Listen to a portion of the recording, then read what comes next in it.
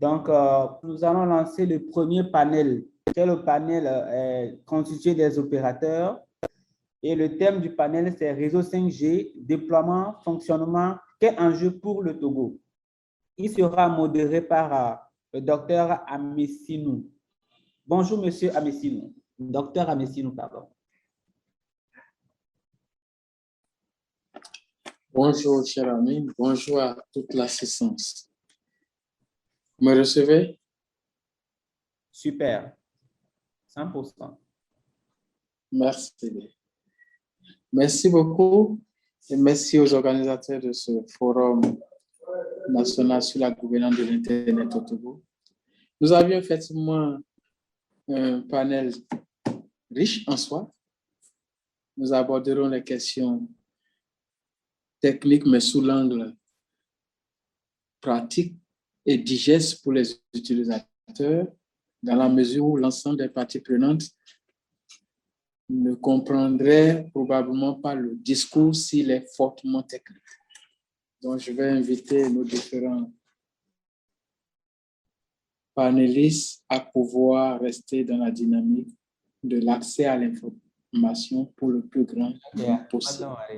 Nous aurons dans ce panel, je voudrais d'abord en introduction m'assurer que nos panélistes sont là.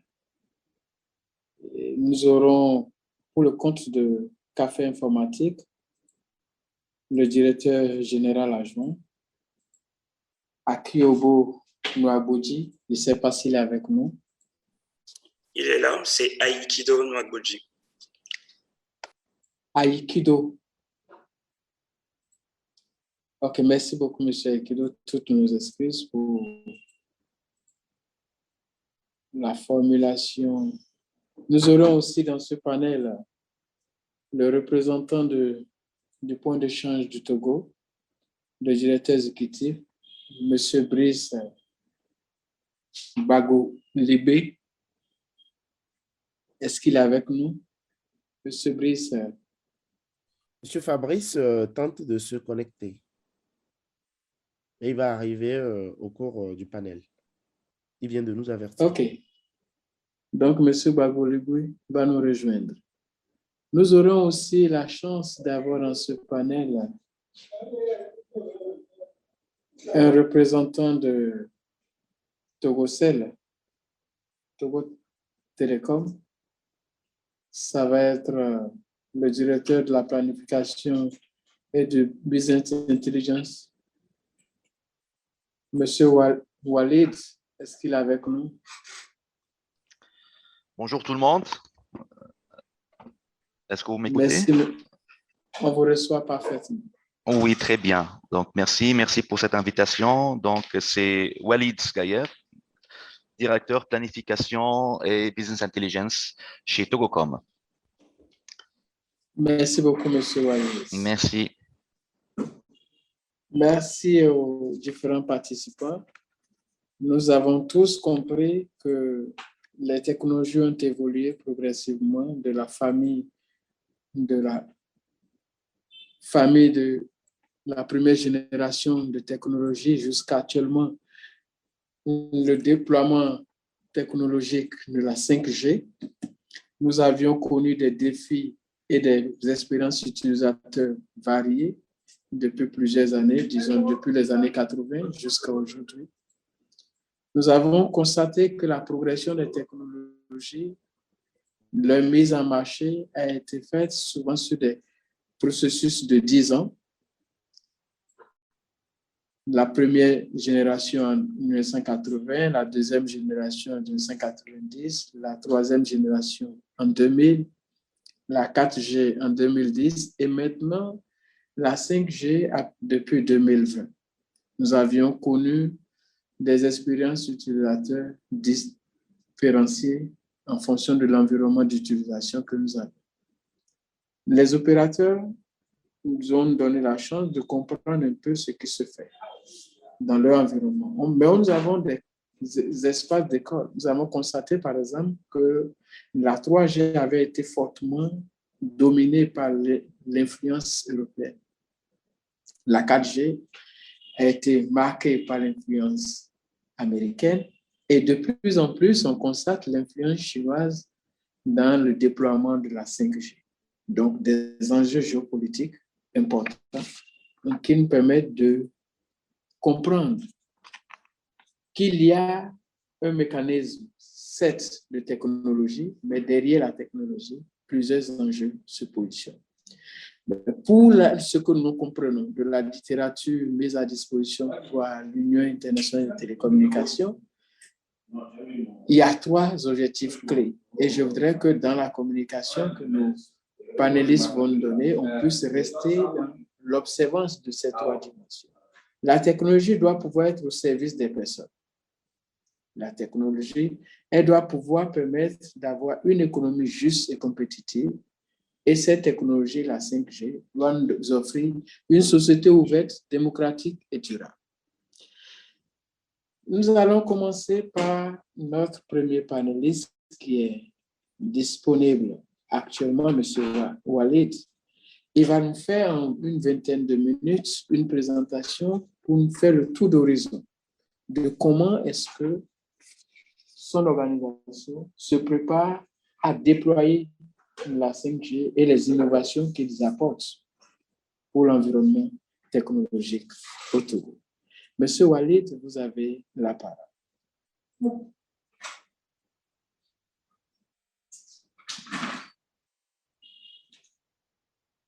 Allô? Vous êtes avec nous? Oui, oui, je suis avec vous. Désolé, en fait, mon micro était éteint. Donc, bonjour à tous. Tout d'abord, j'aimerais remercier tous les organisateurs de ce forum portant sur les enjeux de la gouvernance de la 5G au Togo. Je remercie également tous les pénalistes pour leurs interventions fructueuses. Je ne vais pas m'attarder sur les bénéfices de la 5G en termes de connectivité, de rapidité en matière d'Internet mobile, mais beaucoup plus sur les nouveaux modèles économiques que peut offrir la technologie 5G. Togocom, en partenariat avec Nokia, ils ont le privilège de déployer la 5G au Togo. C'est une première en Afrique centrale et dans la sous-région. Actuellement, nous avons déployé plus de 16 sites, majoritairement sur Lomé, couvrant une bonne partie de la zone urbaine. On essaye, bien sûr, d'aller sur les autres villes, petit à petit, le temps qu'on déploie massivement en fait la 5G. Notre objectif, c'est d'assurer une connectivité, ce qu'on appelle data for all, c'est que tout le monde serait en mesure d'utiliser nos services 4G et notamment la 5G, que ce soit pour l'Internet mobile ou bien pour d'autres activités et d'autres secteurs économiques. On cible notamment la partie IoT, la partie objets connectés, et ceci va bien sûr se translater que ce soit sur les activités au port autonome de Lomé ou bien dans les autres activités, voire même des activités agricoles. Donc, notre objectif, c'est d'accompagner le Togo pour atteindre en fait l'objectif final que le Togo devienne un hub digital dans la sous-région. Togocom, grâce à son partenariat avec Nokia, essaieront de déployer le maximum de sites 5G dans un horizon de 2022-2023. Pour l'instant, je suis un peu, comment on appelle ça, on n'a pas bien préparé en fait ce forum. Moi personnellement, j'étais invité à la dernière minute, mais je serai présent en fait pour répondre à vos diverses questions et débattre des enjeux de la 5G et notamment de la gouvernance de la 5G au Togo. Merci, M. Walid. Merci pour cette introduction liminaire. Vous êtes dans la dynamique pour offrir des solutions technologiques au milieu agricole. C'est une très bonne chose. La périodicité, l'horizon de temps retenu pour pouvoir déployer cette technologie 2022-2023 est aussi très accessible et c'est un repère important. J'aurais dit pour l'environnement du Togo, même qu'en 2025, on n'est pas encore tard, on n'est pas très loin de l'agenda 2030 et qu'un déploiement qui serait fait sur toute l'étendue du territoire à l'horizon 2025 au plus tard, ça va être une très bonne chose, une très bonne initiative. Je vous encourage à pouvoir l'intégrer dans votre planification au besoin. Vous avez parlé d'un consortium avec Nokia, un constructeur européen. C'est vrai que la première tendance tout de suite serait de dire, mais tiens, il est allé vers l'Europe, mais pourquoi avoir laissé peut-être le grand chinois Huawei qui fait la pub sur cette technologie-là au niveau mondial? On a connu toute la guerre américano-chinoise sur cette question-là de la 5G. Les choix opérés ont-ils tenu compte de la capacité géopolitique que nous avions à gérer soit avec l'Europe, soit avec la Chine, ou il s'agit juste d'un choix fortuit? Une question de curiosité. Monsieur Walid. Merci, Monsieur Christian. Merci pour cette question assez pertinente. En fait, le choix avec Nokia, c'est une continuité. Le choix avec Nokia, c'est une continuité qui se base principalement sur les capacités techniques de Nokia à être flexible, à supporter, à installer, à déployer. Donc, c'était beaucoup plus un choix technologique. Nokia, déjà notre fournisseur principal en matière de déploiement de réseau 2G, 3G, 4G, encore sur la partie fibre. Donc, on a préféré beaucoup plus continuer avec Nokia sur la 5G. Et d'ailleurs, nous sommes les pionniers dans la sous-région à déjà déployer la 5G. Auparavant, j'étais par exemple au Cameroun, chez MTN, il y avait ce choix de partir avec Huawei. Mais ceci dit, on n'a pas encore été allé pour déployer la 5G. À ma heureuse découverte, je suis au Togo. Togo est le premier pays à déployer la 5G. C'est une technologie opérationnelle. Maintenant, on a des clients, en fait, on a des machines qui se connectent directement sur la 5G. Et on essaye encore d'alléger même notre réseau 4G en déployant massivement la 5G. Donc, le choix, je reviens juste pour répondre à la question, le choix, c'était beaucoup plus un choix technologique et un choix stratégique pour la continuité.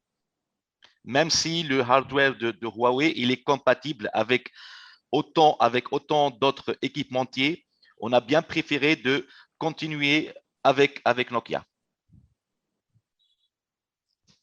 J'ajouterai encore une partie qui est beaucoup plus sécuritaire et une partie où l'information, elle est très translucide, transparente avec Nokia. Merci beaucoup, M. Walid, pour cette clarté de position. La continuité, c'est un élément important dans le déploiement d'une infrastructure télécom. Il est important de garder la qualité de service et la cohérence globale des équipements pour s'assurer que le flux ou les conflits inter-équipements ne puissent pas induire des difficultés au lieu d'apporter des solutions. Étant déjà avec un constructeur spécifique, c'est toujours bon de continuer avec ce constructeur-là. J'ai noté aussi qu'il y a une cohabitation 4G, 5G sur les infrastructures de Togo. C'est une très bonne chose aussi. Le glissement technologique le permet. Là, avec la 5G, nous avions des latences qui sont pratiquement nulles. Nous avions des qualités de connectivité qui sont 10 fois supérieures à la 4G.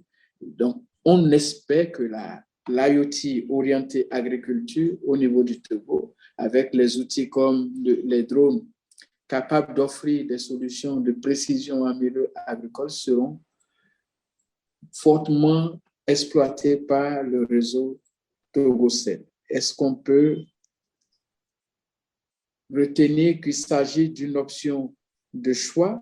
TogoCell veut s'orienter sur l'offre de services orientés environnement agricole en priorité, même si l'environnement portuaire est un autre espace dans lequel le business est aussi rentable.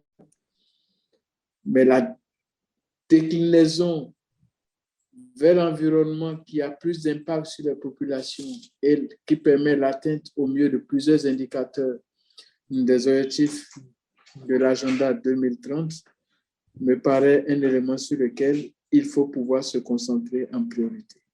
Est-ce qu'en temps, nous avions été rejoints par le directeur exécutif, M. Fabrice? Alors, vous me recevez? Est-ce que M. Fabrice nous a rejoints? Oui, allô? Oui, M. Fabrice, nous avions noté un début de déploiement de la 5G au Togo. Vous êtes un point d'échange. Comment se passe votre collaboration avec l'opérateur qui déploie la 5G aujourd'hui au Togo? Dans votre position de point d'échange Internet, est-ce que vous aviez à votre niveau déjà des équipements compatibles 5G? Si oui, à quel degré de déploiement vous êtes? Sinon, comment parvenez-vous à interagir avec l'opérateur qui a déjà des points de présence 5G à l'intérieur du Togo? Merci de nous donner des précisions en commençant par vous présenter en 2 minutes. Merci beaucoup, monsieur le modérateur.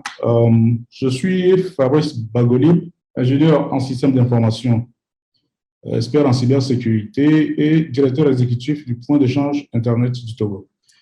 Comme dit, permettez-moi tout d'abord de dire ce que c'est qu'un point d'échange.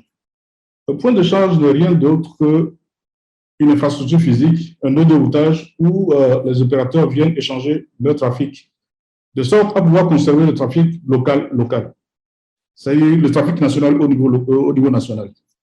C'est-à-dire que, par exemple, quand un utilisateur de café veut envoyer du trafic à un utilisateur de Togocom, ce n'est pas la peine qu'ils utilisent les voies internationales pour pouvoir s'échanger ce trafic. Autant l'utiliser au niveau national. Question d'optimiser la bande passante internationale. C'est ce qui fait la beauté de ces infrastructures-là.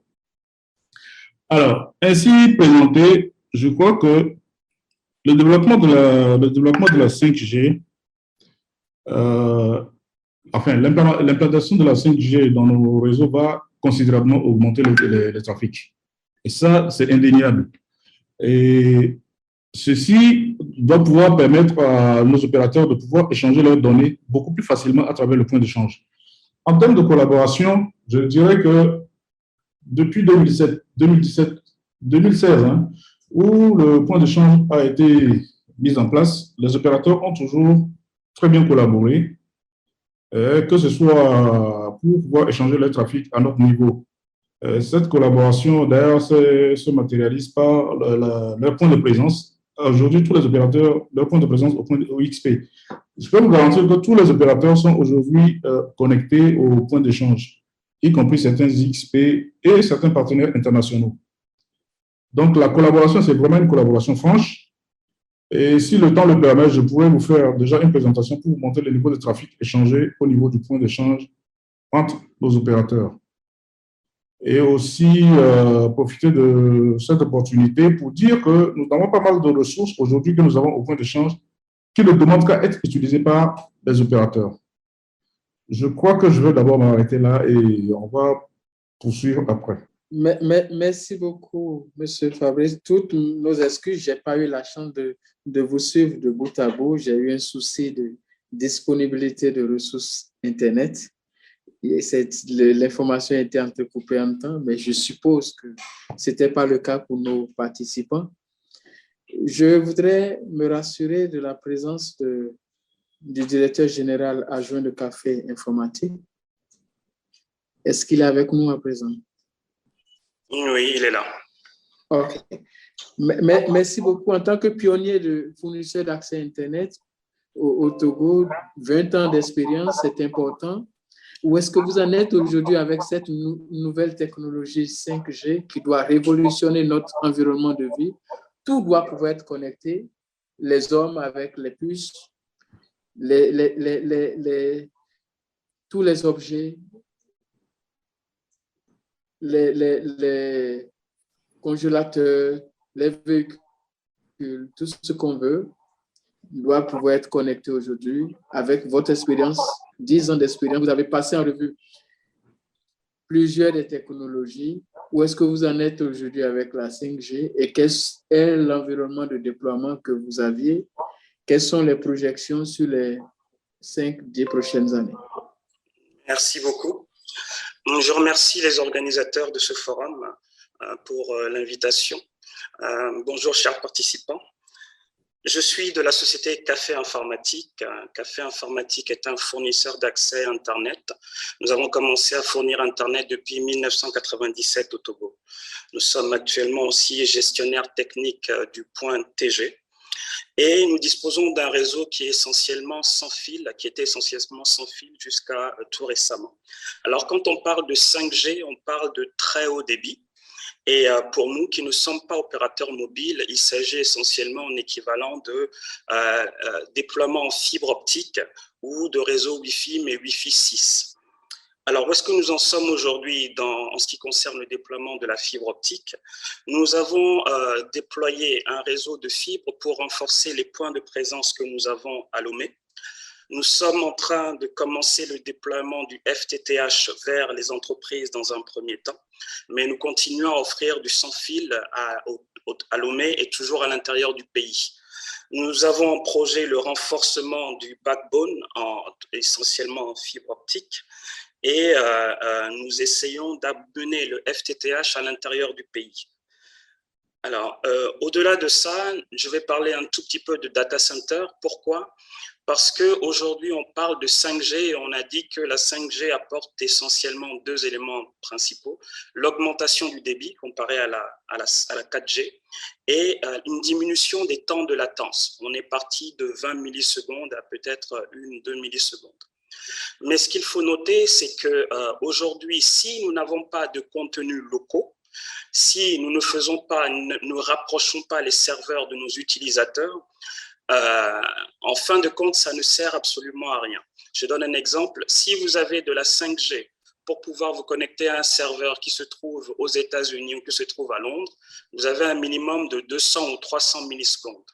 Aujourd'hui, grâce au point d'échange, si vous êtes connecté à un serveur qui est basé au Togo, vous avez la possibilité justement de pouvoir avoir une expérience utilisateur meilleure et vous désengorger en fait les backbones internationaux de connexion Internet. Donc, voilà pourquoi il était important de pouvoir rapprocher le plus possible les serveurs des utilisateurs Internet au Togo. Et je vais profiter de l'occasion pour féliciter les initiatives de data center au Togo. Nous avons le data center du gouvernement qui est géré par Africa Data Center et nous avons un data center privé qui est là, qui est Cloud Erac et qui vont pouvoir offrir des services de edge computing, des services de cloud computing et améliorer l'expérience utilisateur. Qu'est-ce que ça va faire? Ça va permettre justement d'avoir une meilleure expérience utilisateur en termes de temps de latence. Nous allons avoir une meilleure expérience utilisateur parce que nous n'allons pas saturer les réseaux internationaux. On parle de 5G, on parle de beaucoup de débit et du coup, ça se répercute sur le backbone. On a le backbone local, le backbone international. Et le fait déjà d'avoir un data center, des data centers au Togo, va permettre de diminuer les temps de latence. Il y a certains éléments aussi qui sont très importants en ce qui concerne l'utilisation de la 5G, parce que nous parlons beaucoup de très haut débit. Et qui parle de très haut débit et d'accessibilité à d'autres outils, on parle d'objets connectés, il y a des problèmes de sécurité qu'il est important dont il faut tenir compte. Et dans ce sens-là, c'est des choses, il faut sensibiliser les utilisateurs justement à tout ce qui est cybersécurité. On parle d'objets connectés, donc beaucoup plus adresse IP utilisée. Je pense qu'il y a une conférence qui va parler de l'IPv6. Il est important que nous puissions migrer rapidement les réseaux Internet en IPv6. Je pense que tout ça rentre dans la politique, dans la vision du gouvernement. Aujourd'hui, le gouvernement est en train de travailler sur un schéma directeur du réseau de fibre optique du Togo et encourager la mutualisation d'infrastructures pour pouvoir justement améliorer l'expérience utilisateur. Et nous ne pouvons que féliciter le gouvernement et Togocom pour le lancement de la 5G en espérant que cela ne va pas simplement servir parce que malheureusement, ce qui se passe, c'est que sur ces nouvelles technologies, on a tendance à vouloir créer des problèmes pour pouvoir les adapter à des solutions que d'autres ont trouvées pour leurs problèmes. Donc, il est important que quand on parle de développement, que nous puissions justement créer des solutions à des problèmes que nous avons pour pouvoir encourager le développement dans le pays. Je vais m'arrêter là pour le moment de ma présentation. Merci.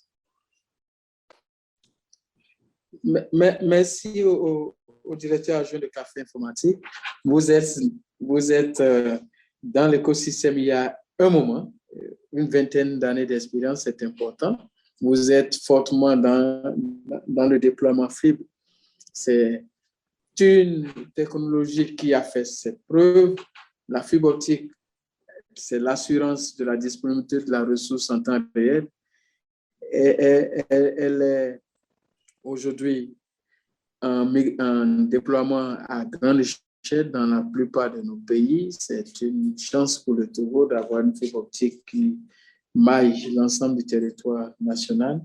2 espaces de data center, ce sont des initiatives importantes. Nous devons encourager les concitoyens togolais à recourir à l'hébergement de leurs ressources au niveau des data centers pour améliorer l'expérience utilisateur. C'est une très bonne chose. Au même titre que la 5G, la fibre optique offre de temps de latence relativement faible. C'est vraiment bon pour l'utilisateur. Les enjeux de sécurité que la 5G évoque, que la 5G met en scène avec les objets connectés, sont des éléments à prendre en compte avec beaucoup de rigueur. Et quand on parle de 5G, on parle de licence, même si la licence, par défaut dans notre environnement avec les recommandations de la CEDEAO, doivent être technologiquement neutres, n'en demeure pas moins que l'opérateur doit recourir à l'arbitrage du régulateur, le régulateur qui a sous sa coupole la possibilité d'utiliser les lois de la République, mais aussi les expériences de ses pairs pour réguler au mieux l'environnement des télécommunications. Il est important pour nous de retourner au régulateur. Nous avions dans la salle M. Maciel qui est disponible pour nous parler de ce que le régulateur fait dans l'environnement du déploiement de la 5G au Togo. Quels sont les niveaux d'autorisation qui sont faits? Est-ce que la stratification utilisée par certains pays de la région en ayant le déploiement des technologies par ville ou par région est aussi une option faite par le Togo, ou bien chaque opérateur doit pouvoir déployer son réseau sur l'ensemble du territoire indépendamment des espaces géographiques? Et ce sont des questionnements pour lesquels on souhaiterait aussi avoir le regard du régulateur. Si M. Martial Dossa est là, vous avez la parole. Bonjour, docteur Alessini. Bonjour, M. Martial. Bonjour à tous. Merci pour l'invitation à ce forum et à ce panel qui, pour nous, le thème choisi est très important puisqu'il a suscité beaucoup de discussions au lancement de la 5G par Togocom. Et dans notre propos, nous allons essayer un peu de vous faire un peu l'historique du déploiement, tout ce qui a été fait par l'ARCEP, et éventuellement, si nous avons le temps, vous parler des enjeux sur lesquels l'ARCEP travaille concernant le déploiement de la 5G. Donc, comme vous l'avez dit, lorsque nous parlons de 5G, nous parlons d'augmentation du débit et de réduction du temps de latence. Au niveau de l'augmentation du débit, afin de pouvoir y parvenir, il faut mettre à disposition des ressources, notamment des ressources en fréquence. Et pour cela, le Togo a identifié 3 bandes de fréquences principales pour le déploiement de la 5G. Il n'y a qu'une seule qui est utilisée actuellement, 100 MHz qui ont été accordés sous licence à Togocom pour une certaine durée afin d'évaluer ce que pourrait être le déploiement de la 5G. Et en déployant, pour le déploiement de cette 5G, il y a eu des zones qui ont été ciblées et qui font partie du cahier des charges de Togocom pour le déploiement afin d'évaluer à une certaine période l'incidence qu'aurait eu ce déploiement-là dans ces zones spécifiques. Donc, avant même le déploiement de la 5G, l'ARCEP s'est concentré d'abord l'ARCEP s'est appuyé sur ses missions qui sont d'assurer la qualité technique du service, enfin, de surveiller la qualité du service technique qui est offert par l'opérateur qui obtient sa licence, d'éviter le brouillage préjudiciable, de protéger la santé du public, puisque la 5G amène à poser des questions de protection par rapport à la santé. Et ensuite, d'optimiser aussi le partage des ressources rares que sont les fréquences. Donc, réglementairement, l'ARCEP s'est appuyé sur ce qui se fait au niveau de l'Union internationale des télécommunications, notamment dans l'identification des bandes de fréquences et des caractéristiques des stations à déployer. Et c'est uniquement après la conférence mondiale des radiocommunications de 2019 qu'un choix a été opéré sur les différentes bandes de fréquences de la 5G pour le Togo. Voilà, donc il y a, comme je l'ai dit un peu plus tôt, il y a 3 bandes de fréquences qui ont été choisies pour l'instant. Et en fonction des évaluations qui pourraient être faites, ces bandes de fréquences pourront être amenées à évoluer. Donc, avant le déploiement de la 5G, il y a des simulations qui ont été faites, notamment pour s'assurer que ce déploiement ne perturberait pas les services déjà existants, notamment les services de l'aviation civile. Et sur un second point, de s'assurer que les limites d'exposition à ce qu'on appelle les rayonnements non ionisants, surtout pour la santé des riverains, seraient assurées. Donc, des simulations ont été faites et ces simulations ont montré que les conditions dans lesquelles la 5G avait été attribuée à Togocom ne provoqueraient pas, enfin, il n'y avait pas de risque pour les riverains, pour la santé des riverains. À l'issue de ces simulations, lors du lancement, après le lancement de la 5G, des contrôles ont été effectués par l'autorité de régulation afin de s'assurer que les niveaux de puissance étaient bien respectés et que ces niveaux de puissance que nous mesurions sur le terrain correspondaient aux résultats des simulations qui avaient été faites. Et nous avons été heureux de constater que les résultats sur le terrain étaient en deçà des simulations qui avaient été faites et donc nous a conforté dans les caractéristiques que nous avions choisies lors de l'attribution de la licence de la 5G à Togocom. Je ne sais pas si on aura peut-être un peu plus de temps. Là, je pourrais vous parler des enjeux réglementaires, techniques et des perspectives sur lesquelles travaille l'autorité de régulation en matière de 5G. Merci beaucoup. Alors, Monsieur Marcel, je pense qu'on vous suit. Hein. Vous pouvez continuer votre développement. OK, donc je peux continuer. D'accord. Donc, en termes d'enjeux réglementaires, il s'agit, ils sont classés sous 2 ordres. Il s'agit d'enjeux réglementaires pour le déploiement et aussi d'enjeux réglementaires pour les usages. Au niveau du déploiement, l'objectif de l'ARCEP, c'est déjà d'assurer une bonne qualité de service et de minimiser les coûts de déploiement pour que les coûts pour les usages soient aussi impactés. Donc, pour cela, plusieurs pistes de réflexion sont mises sur la table, notamment quel modèle pour l'octroi des licences, quel type de fréquences doivent être utilisées. Est-ce qu'il s'agit de fréquences exclusives ou de fréquences à usage partagé? De la même façon, nous avons aussi des défis concernant la couverture, notamment le backhauling.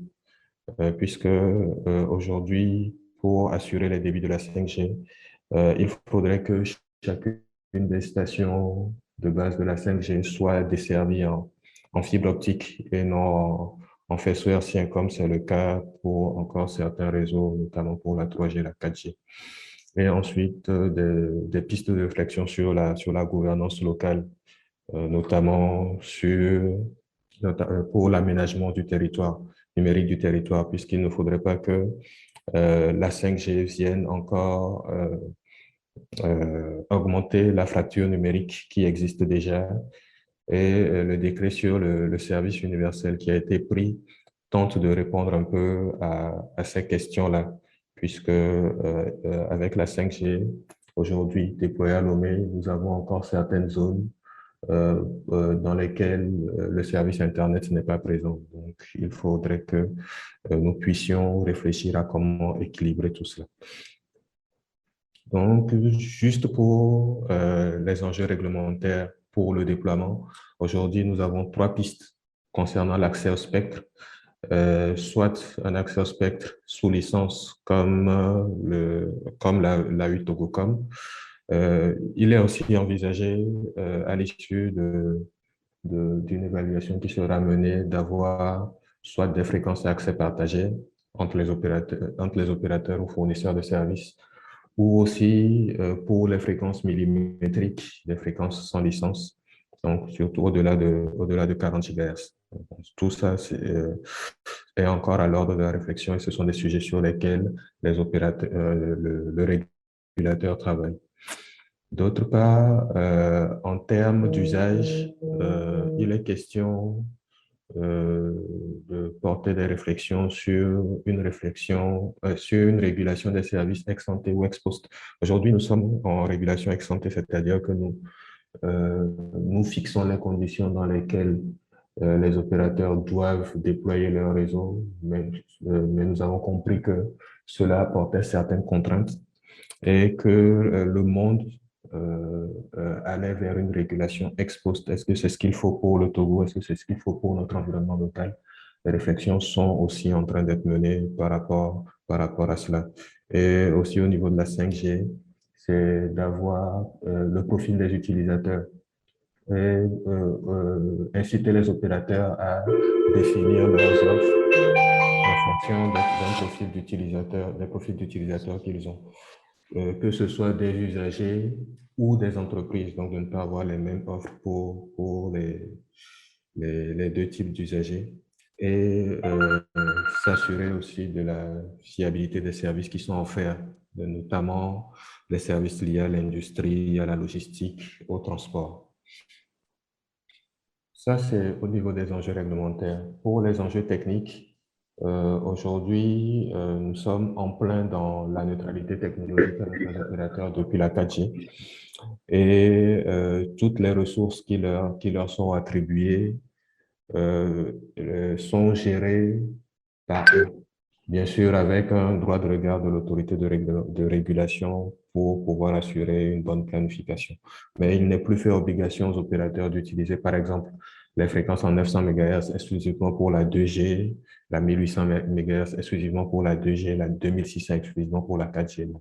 Aujourd'hui, les opérateurs ont la flexibilité en fonction de la zone dans laquelle ils se trouvent, de déployer la fréquence qu'ils pensent être la meilleure, mais bien sûr avec un certain droit de regard de l'autorité de régulation.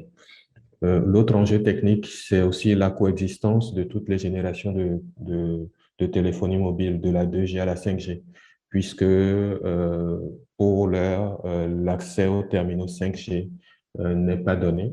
Ça a un certain coût. Donc, il faudrait que pour les années à venir, on puisse toujours avoir accès au réseau 2G, 3G, 4G, puisque ce sont les terminaux qui sont les plus disponibles sur le marché. Voilà un peu en résumé ce que je pourrais dire sur la 5G, son déploiement actuellement. Merci beaucoup. Merci beaucoup, monsieur le régulateur. Et est-ce que la 2G, la 3G ont eu un déploiement plus large? La 5G commence timidement avec 3 bandes de fréquences.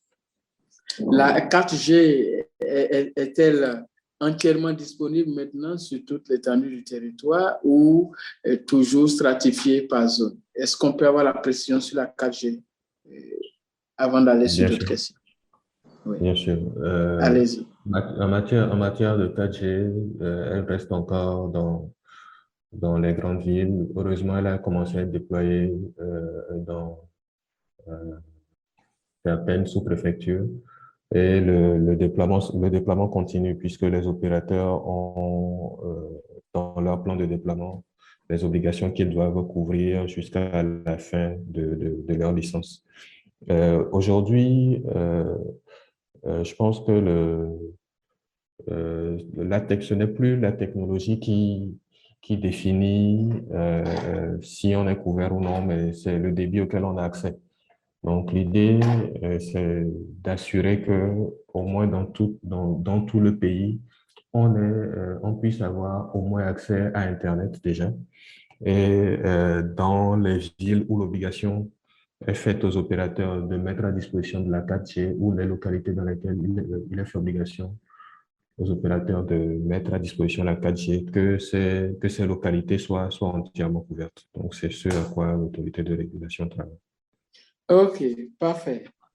Très bonne orientation nationale pour que les technologies puissent être disponibles au service des populations.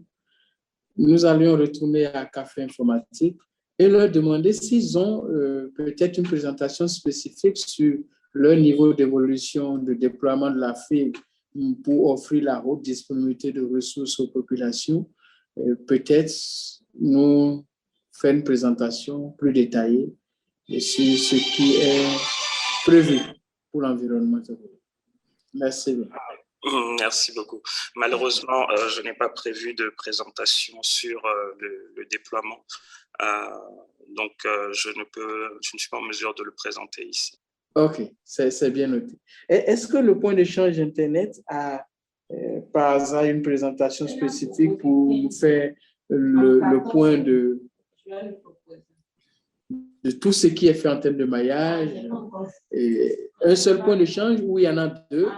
Et si c'est un seul, comment est-ce que vous parvenez à atteindre les réseaux, les stations de base qui sont au fin fond, au nord là-bas? Comment est-ce que ça se passe? Comment est-ce que le trafic est géré? Comment est-ce que l'interconnexion au point d'échange est gérée?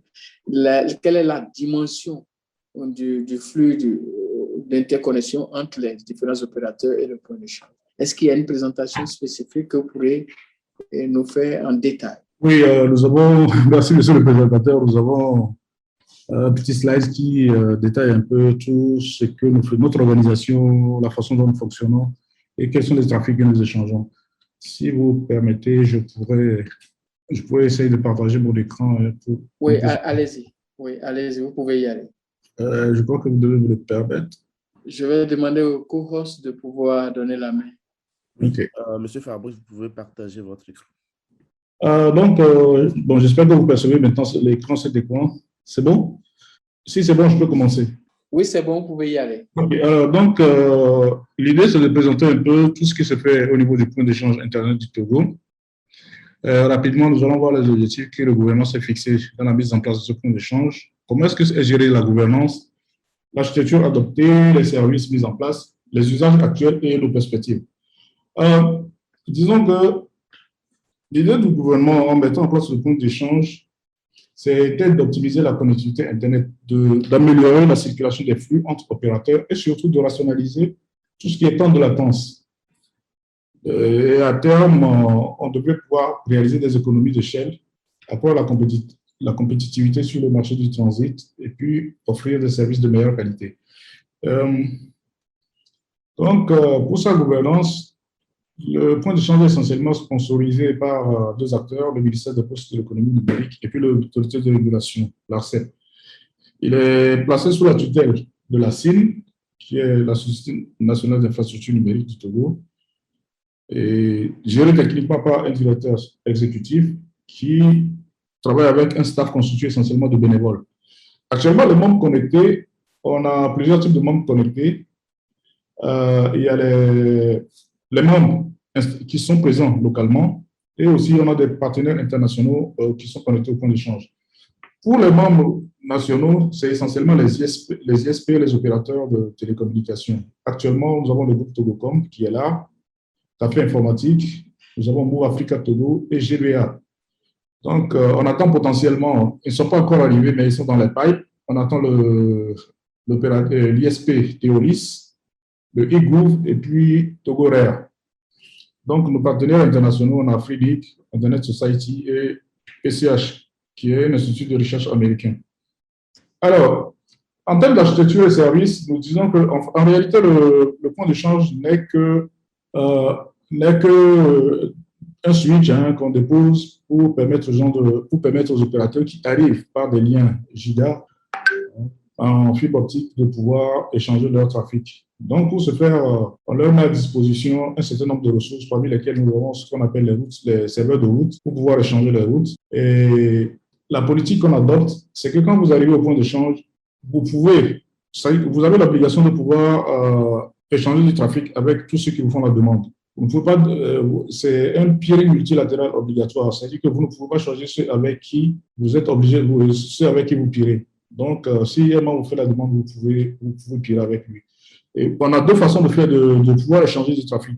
Soit vous échangez directement du trafic avec le pair avec qui vous avez décidé d'échanger du trafic, ou soit vous échangez vos routes avec des serveurs qui mettent ces routes à disposition de l'ensemble des partenaires qui sont connectés au point d'échange. Alors, sur le plan technique, nos infrastructures sont constituées on a un minimum d'infrastructures de services qu'on met à disposition de nos parties prenantes, parmi lesquelles nous avons des données telles que les serveurs web, les mails, les DNS et puis les équipements de supervision. Et tout cet ensemble-là va tourner dans deux systèmes autonomes. C'est-à-dire les systèmes autonomes, disons que ce sont des réseaux qui sont administrés de façon qui gèrent administrativement leur système de routage.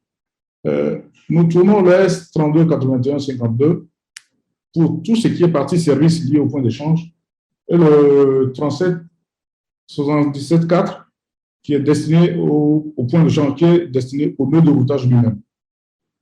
Nos tarifs sont des tarifs assez abordables. Je crois même que nous sommes parmi les tarifs les plus faibles en Afrique de l'Ouest. Elle concerne essentiellement les adhésions qui sont, le coût de l'adhésion est à peu près à $509 aujourd'hui et les cotisations annuelles de $245. Donc, nous avons des débits que nous offrons pour les ports d'interconnexion, le débit de 10 mégabits à $207 l'année, le 100 mégabits est à $862, le 1 giga à $2586 et le 10 giga à $5175. Alors, là, permettez-moi de dire un grand merci à Madame la ministre qui a souhaité vivement que nous ayons les prix les moins élevés en Afrique de l'Ouest. Parce que la plupart des parties prenantes se plaignaient des coûts qui étaient un peu élevés pour l'interconnexion au point d'échange. Aujourd'hui, nous avons les coûts les plus bas et il n'y a plus d'arguments qui doivent militer en faveur du fait que les gens ne soient pas connectés au point d'échange. Alors, qu'est-ce que le point d'échange offre concrètement en dehors de la mise à disposition de routes pour pouvoir permettre aux réseaux qui sont connectés sur lui d'échanger leur trafic? Nous avons, dans le cadre de nos activités, réalisé un partenariat avec l'organisme américain, un organisme américain de recherche qu'on appelle PCH. Et cet organisme nous a mis à disposition un nœud. Alors, à l'intérieur de ce nœud, nous avons deux serveurs DNS racines, qui sont, effectivement, ce sont des caches.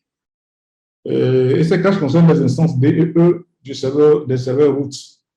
Ensuite, à l'intérieur de ce node, nous avons également une instance du Quad 9, c'est-à-dire c'est un peu l'équivalent du résolveur grand public de Google, le fameux 888 ou le 844 que nous connaissons. Alors, le Quad 9, c'est un résolveur qui est ouvert, très sécurisé pour l'ensemble des utilisateurs de l'Internet qui vont l'utiliser. Bon, pour certains qui ont l'habitude d'utiliser le 888, généralement, les gens posent des questions de privacy. Comme quoi Google utilise leurs données pour faire d'autres choses. Mais le Quad 9 quand même offre cette garantie-là d'être un serveur sécurisé où l'anonymat est gardé.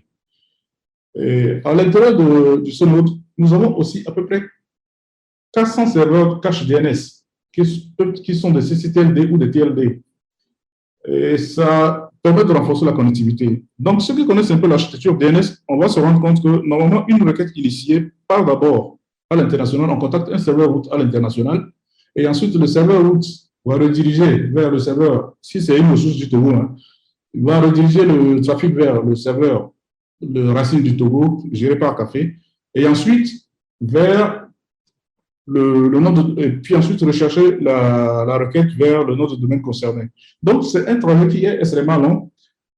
En rapprochant, en ramenant des serveurs cache route au niveau national, c'est-à-dire qu'aujourd'hui, toute requête initiée au Togo va directement au niveau du point d'échange Internet, ce qui permet de réduire les temps de latence, de réduire considérablement les temps de latence. Et aussi, par exemple, si vous voulez faire une requête vers un domaine comme le .fr, initialement, il fallait aller à l'international, je sais peut-être quelque part aux États-Unis, revenir en France avant de revenir sur le propriétaire du nom de domaine et avoir accès à ces ressources. Aujourd'hui, nous pouvons directement avoir accès à une requête, enfin, lorsque nous faisons une requête DNS, nous pouvons directement avoir accès à la ressource, par exemple vers le .fr, directement au niveau du point d'échange. Donc, cette stratégie permet effectivement au point d'échange de permettre aux opérateurs qui sont connectés de réduire considérablement les temps de latence, avec pour objectif final l'amélioration de l'expérience utilisateur. Alors, ici, ce schéma que vous voyez, ça montre un peu la situation quand il y avait, en termes de temps de latence, hein, quand il n'y avait pas le point d'échange Internet au Togo. Donc, un trafic initié entre Café et Togo Telecom, on pouvait atteindre au bas mot 986 millisecondes entre Café et Togo Telecom en initiant une simple requête, une requête vide. Hein. Il fallait attendre pratiquement une seconde pour avoir accès à la ressource. Maintenant, avec le point d'échange, qu'est-ce qui a changé? Donc, avec le point d'échange de trafic initié entre Café, vous pouvez le voir plus bas ici, entre Café et Togo Telecom, nous coûte à peu près 7 millisecondes au maximum. Donc, nous passons d'une milliseconde d'une seconde à 7 millisecondes pour atteindre la même ressource. Et bon, quand ça, c'est un trafic initié de Café à Togo Telecom. Ça aussi, il faut voir aussi la taille du réseau de Togo Telecom qui peut forcément induire des temps de latence à l'intérieur de son réseau. Mais quand on prend, par exemple, si nous utilisons la même requête de Togo Télé et de Café vers Togo Telecom, non, de Togo Telecom vers Café, nous sommes à peu près à 4,2 millisecondes. Donc, c'est dire qu'en réalité, le point d'échange a permis véritablement de raccourcir les distances entre les deux réseaux et de faire en sorte que la qualité de service soit meilleure. Alors, l'autre chose, c'est que ce matin, en arrivant, je me suis dit, mais pourquoi avant de commencer, de rentrer dans ce panel, je ne ferai pas des tests pour essayer de voir ce qui se passe actuellement au niveau du point d'échange. Et j'ai initié des requêtes, Café et Togo Telecom, j'étais dans l'ordre de 40 millisecondes. J'ai refait la même chose de Togo Telecom à Café. De Café à Togo Telecom, je suis dans l'ordre d'une milliseconde. Et de Togo Telecom à Café, comme je l'expliquais tout à l'heure, je suis autour de 40 millisecondes. C'est-à-dire que quand on regarde un peu la complexité du réseau de Togo Telecom, ça peut s'expliquer par les 40 millisecondes peuvent s'expliquer. Mais de Café à Togo Telecom, on est dans l'ordre d'une milliseconde. Vous voyez, nous passons des ordres de grandeur d'une seconde à des millisecondes avec la présence du point d'échange Internet. L'autre chose, nous avons fait des tests aussi pour montrer parfois que nos opérateurs doivent faire l'effort d'optimiser leur routage pour utiliser les ressources que nous mettons déjà à leur disposition au niveau de l'XP. Alors, la présence du Quad9, comme nous le disons, c'est un réservoir public qui est gratuit que le point d'échange met à disposition de l'ensemble des utilisateurs de l'Internet au Togo.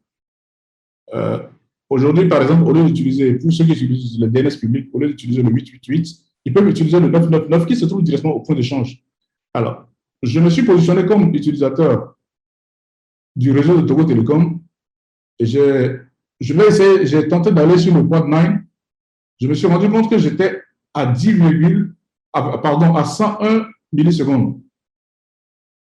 Et j'ai fait la même requête avec Café. Je me suis retrouvé avec disons 3 millisecondes au maximum. Alors, c'est incompréhensible que la même ressource située au point d'échange, qu'on puisse avoir un temps de latence aussi important au niveau de Togo Telecom et un temps de latence très, très, très faible au niveau de Café. Alors, qu'est-ce que je fais? Je vais essayer de vérifier, voir si le serveur qui répond à ma requête est effectivement situé au point d'échange. Là, je teste, je me rends compte en réalité que nos amis de Togo Telecom vont chercher la même ressource qui se trouve déjà au point d'échange c'est un autre XP qui se trouve à Londres. Donc, c'est des choses qui peuvent arriver, mais je pense quand même qu'à partir du moment où nous avons ces ressources au niveau national, nous pouvons gagner beaucoup plus en expérience utilisateur en utilisant directement les ressources au niveau national. Donc, à mes amis de Togo Telecom, s'ils peuvent régler la mienne, ça nous ferait plaisir. Et ceci aussi, c'est de dire que nous devons faire, en tant qu'opérateur, en tant qu'ISP, nous devons faire l'effort d'utiliser les ressources que l'XP met à disposition. Ceci, les conséquences, c'est quoi? C'est qu'on va améliorer la qualité de service. Et sur le plan statistique, nous aurons effectivement des statistiques qui reflètent effectivement l'importance d'un point d'échange national au Togo. Ce trafic qui aurait pu être capitalisé au profit du point d'échange passe sur le tronçon international pour amener l'utilisateur situé dans le réseau de l'opérateur Togo Telecom à l'international. Donc, vous voyez un peu que en termes de statistiques, ça peut fausser un certain nombre de choses. Et même en termes de qualité de service, ça peut impacter. Globalement, quand on regarde les 4 opérateurs qui échangent effectivement du trafic aujourd'hui, on se rend compte que le plus gros pourvoyeur de trafic, c'est Togo Telecom, avec une moyenne, avec des pics de 300 mégabits. Alors, il faut qu'on soit clair. En termes de trafic, ici, nous parlons de trafic pur, sans l'utilisation d'un cache. C'est vraiment du trafic pur généré et originé au Togo et à destination du Togo. Donc, c'est des trafics qui ne comportent pas les caches des CDN internationaux. Donc, Togo Telecom est le plus grand pourvoyeur avec à peu près 300 mégabits de pic. Ensuite, nous avons GVA, le groupe Vivendi Afrique, que nous connaissons sous le vocable de Canal Box, qui lui présente des pics de 210 mégabits. Ensuite, nous avons Café Informatique avec 70 mégabits et Move Africa Togo avec 12 mégas. Alors, si nous comparons un peu ces statistiques avec certains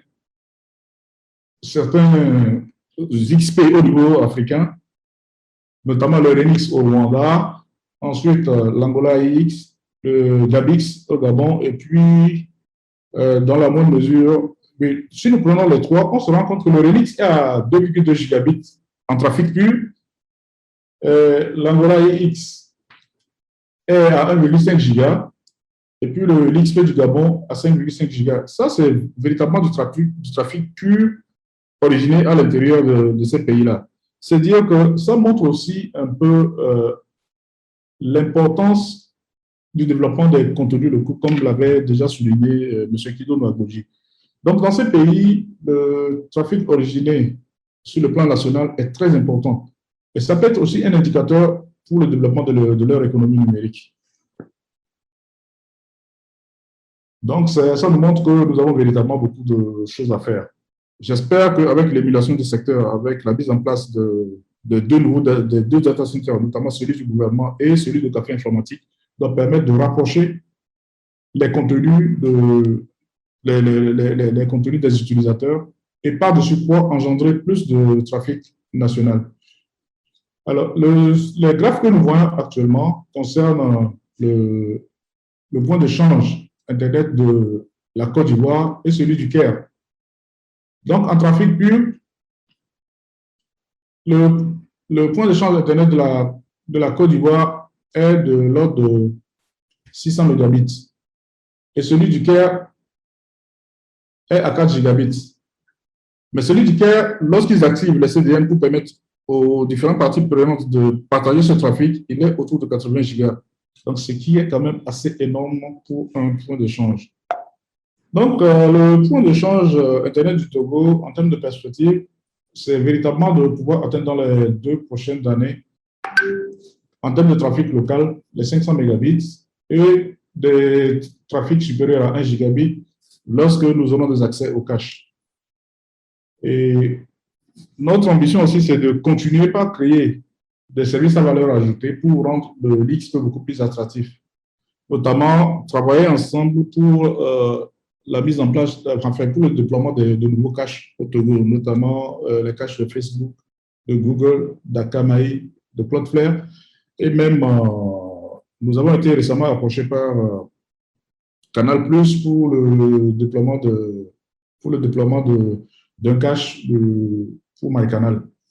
Donc, c'est continuer par travailler pour mettre en place des services à valeur ajoutée pour permettre au point d'échange d'être beaucoup plus attractif, développer des services innovants pour permettre à nos jeunes étudiants ou aux régulateurs d'obtenir des données très fiables, notamment tout ce qui va concerner la méthodologie Internet. Donc, avec la distribution des probes et la mise en place d'un sync. Donc, mettre aussi à disposition des dépôts pour la distribution de Linux, avoir des NTP, des serveurs NTP au niveau national, promouvoir la promotion des contenus locaux. Ça, c'est un point que le point de gestion doit travailler avec aujourd'hui les opérateurs de data center. Donc, nous sommes en train aussi de travailler sur l'adhésion de nouveaux membres. Nous faisons profiter de ce panel pour faire un coucou à Théolis, à Togo Rare, et des acteurs comme le e-gouvernement qui, pour nous, doivent être des acteurs majeurs de ce point d'échange-là, parce qu'ils ont du trafic qu'ils génèrent aujourd'hui. Et ce trafic, au lieu que ça leur coûte leur bande passante internationale, ils peuvent utiliser comme le point d'échange pour faire transiter ce trafic-là vers les autres opérateurs. Donc, nous travaillons aussi pour le renforcement des capacités des acteurs autour du point d'échange. Nos dernières formations ont été réalisées en février 2019. Si Michuki et Guilan sont en ligne, qu'ils comprennent que nous avons besoin toujours du soutien financier et en ressources humaines de ISOC International pour mener à bien ce genre de projet. Donc, nous comptons également participer activement au développement des politiques nationales en matière de développement de l'Internet au Togo. Donc, voici un peu brossé ce que fait le point d'échange Internet au Togo. Et je vous remercie tout en attendant les questions que vous nous soumettrez. Merci. Merci beaucoup. Merci, monsieur le représentant du gestionnaire du point d'échange. Le point d'échange ayant démontré qu'il y a une amélioration substantielle de l'expérience utilisateur, donc des coûts d'accès à la ressource qui ont été facilités. Et quelle est la conséquence sur l'utilisateur final au Togo? Café informatique, est-ce qu'avec cette expérience, vous aviez entre la position de la situation avant l'existence de votre liaison avec le point d'échange et après cette liaison, est-ce qu'il y a eu des changements tarifaires qui se sont répercutés sur les utilisateurs finaux au niveau du Togo? Café informatique. Et l'opérateur Togocel doit se préparer aussi pour la même question. Café informatique, s'il vous plaît. D'accord. Alors, effectivement, avant le déploiement du point d'échange, il faut dire que l'impact était à plusieurs niveaux. L'impact était au niveau de la liaison internationale, parce que le trafic qui pouvait s'échanger en local, bien entendu, passait à l'international, et ça augmentait effectivement les coûts de l'accès à l'international, dans une certaine mesure. Mais ce qu'il faut noter aussi, les améliorations que nous avons notées, c'était aussi sur l'introduction des services au niveau du point d'échange, en l'occurrence tout ce qui était services DNS qui ont permis d'améliorer l'expérience utilisateur. Il est vrai que nous avions parlé de la mise en place de caches au niveau de l'IXP pour pouvoir encore améliorer les choses et augmenter le trafic. Mais pour le moment, je pense que les GAFAM ont adopté d'autres stratégies et ont attaqué directement les opérateurs, en l'occurrence Café Informatique. Les coûts ça a eu un impact sur les coûts, bien entendu. Bon, il faut dire que la concurrence aussi a beaucoup aidé, mais de manière générale, on a vu que dans le paysage, il y a eu une drastique réduction des coûts. Et j'avais presque envie de dire qu'il n'y a que les télécoms dont les coûts ne cessent de chuter. Tout le reste ne cesse d'augmenter. Donc, je pense qu'il faut féliciter l'initiative et encourager le point d'échange à continuer ces opérations. Merci. Merci au point d'échange de continuer à améliorer l'expérience utilisateur au Togo. C'est valable pour les fournisseurs d'accès Internet par fibre, c'est aussi valable pour les opérateurs de capacité comme les fournisseurs, les opérateurs GSM. Togo Télécel, est-ce que l'expérience de votre accès au point d'échange a amélioré le trafic, a amélioré l'expérience utilisateur de vos abonnés et a aussi amélioré la poche en termes de réduction de coûts pour vos abonnés, en termes d'accès Internet, bien entendu.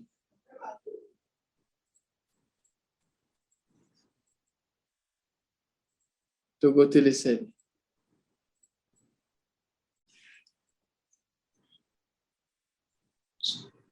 Togocom. Le panel de Togocom a laissé un message qu'il va s'absenter pour quelques minutes.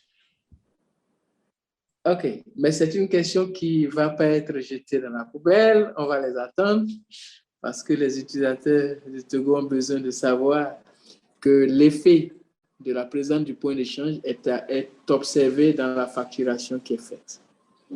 Et le point d'échange, c'est aussi la disponibilité de la ressource en continu. Ce point d'échange permet que les ressources qui sont disponibles sur l'étendue puissent être hébergées aussi. Nous avions entendu la mise à disposition ou les licences de data centers. Ces data centers sont, à la date d'aujourd'hui, hébergés au point d'échange ou interconnectés au point d'échange. Monsieur l'administrateur du point d'échange, les data centers sont directement au point d'échange ou interconnectés au point d'échange? Oui, effectivement, les data centers sont interconnectés au point d'échange. Disons qu'ils appartiennent à des opérateurs qui sont déjà présents au point d'échange. Donc, en fait, ces data centers appartiennent à des réseaux des opérateurs qui eux-mêmes sont connectés au point d'échange. Donc, voilà quoi, c'est comme ça.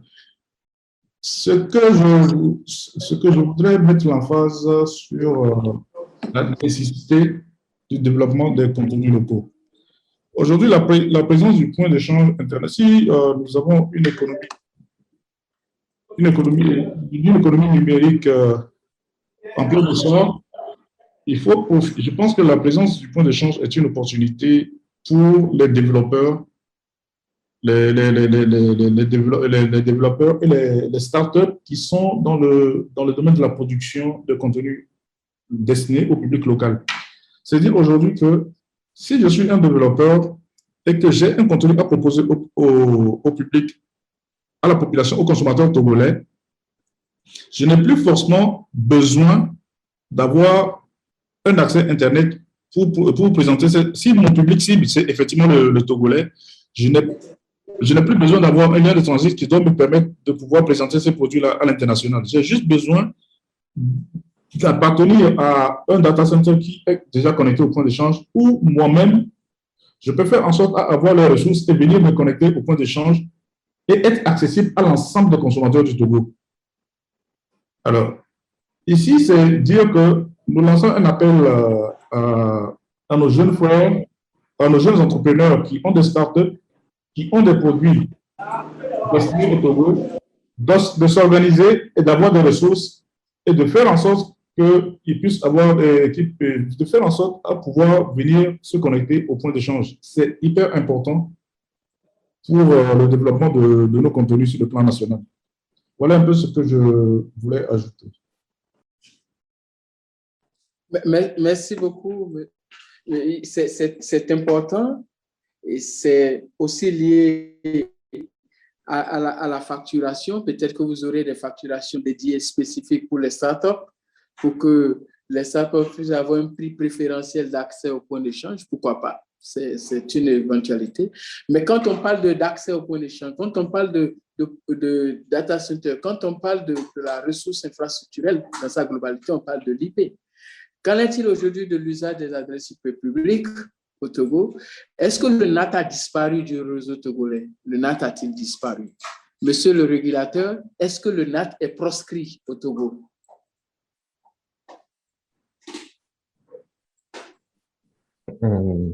Bon, merci pour votre question. Bon, je vais répondre de but en blanc. Proscrit, non, mais il est fortement recommandé que ce ne soit pas utilisé. Je pense que la question est beaucoup plus là, puisque au niveau de chacun des opérateurs, ils ont le droit de mettre en place leur réseau, mais nous faisons de fortes recommandations pour que ce réseau soit le plus fluide possible.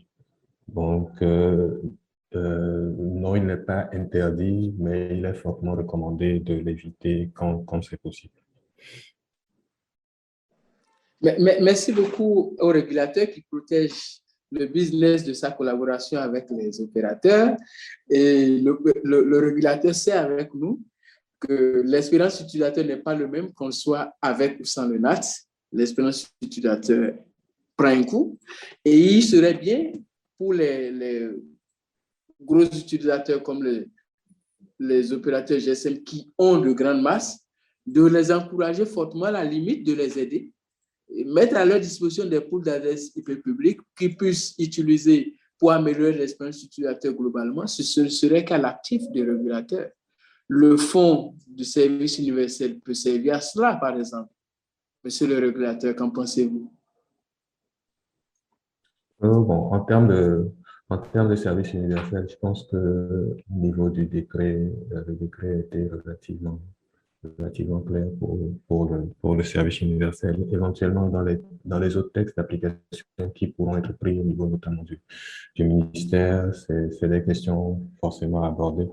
Et pas le NAT spécifiquement, mais tout ce qui pourra être en faveur d'une expérience client, une expérience client qui soit bonne. Et en tant que régulateur, nous devons aussi, comme vous l'avez dit, veiller à ce que ceux qui fournissent le service continuent à pouvoir le faire. Donc, nous le ferons toujours de façon inclusive, en collaboration avec tout ce qui est société civile, et aussi avec les opérateurs qui fournissent le service pour pouvoir trouver le juste milieu, étant donné que c'est aussi notre rôle de pouvoir mettre tout le monde ensemble autour de la table de discussion.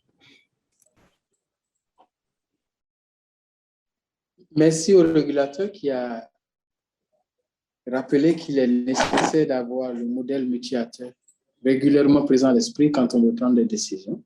La présence de la société civile dans les prises de décision, la mise en place des politiques est importante, au même titre que l'administration elle-même, le secteur privé, le monde de la recherche. Ceux qui ont des innovations à proposer, il faudrait aussi les associer pour qu'ils puissent donner leur point de vue.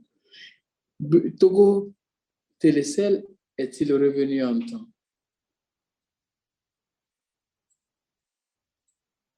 Togo Télécel.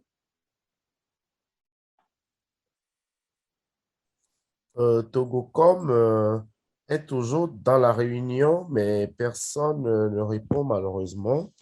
Je ne sais pas si M. Walid de Togocom est toujours connecté. Monsieur Walid, si vous êtes connecté, vous pouvez ouvrir le micro et nous dire un mot.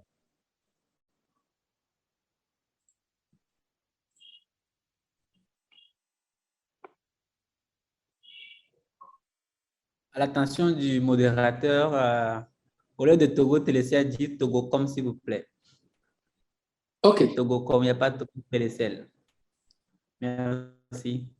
OK, toutes mes excuses pour ce live. Togocom, est-ce que vous êtes là avec nous? En temps, est-ce que le point d'échange a accueilli le réseau éducation et recherche du Togo en son point? Est-ce qu'ils sont reliés au point d'échange? Est-ce que le monde universitaire est relié au point d'échange? Ok, merci, monsieur le modérateur, si je me permets. Notre vœu le plus cher est de pouvoir accueillir le réseau de l'éducation et de la recherche. Et nous avons initié des pourparlers, nous sommes toujours en pourparlers. Aujourd'hui, rien n'empêche Togo Rare de pouvoir se connecter, non seulement sur le plan technique que sur le plan offre commercial.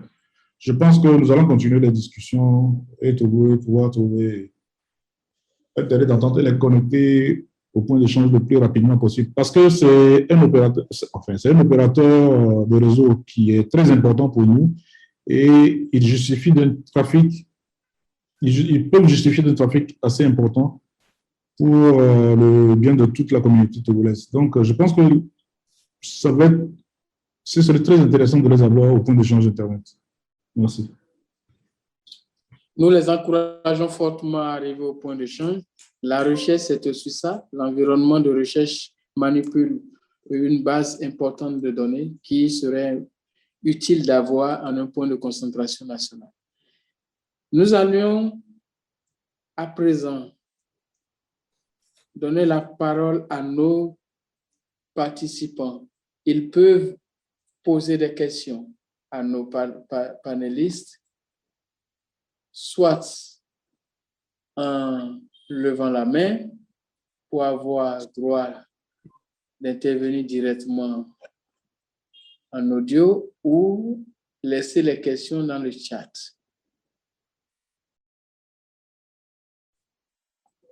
En attendant, peut-être que partie se rejoindre. Est-ce qu'il y a une information spécifique que les représentants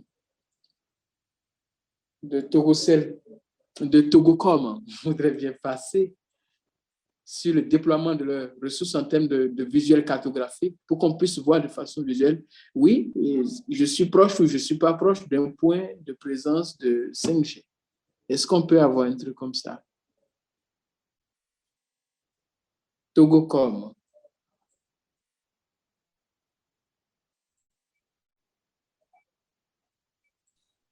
Je crois que Togocom nous a abandonné dans la... Non, Togocom ne peut pas abandonner parce qu'on parle de la 5G, toute la communication et tout le débat aurait pu être concentré impérativement uniquement sur Togocom et voir un peu le regard vis-à-vis des autres. Maintenant que Togocom n'est pas là, est-ce qu'on a d'autres opérateurs GSM en ligne?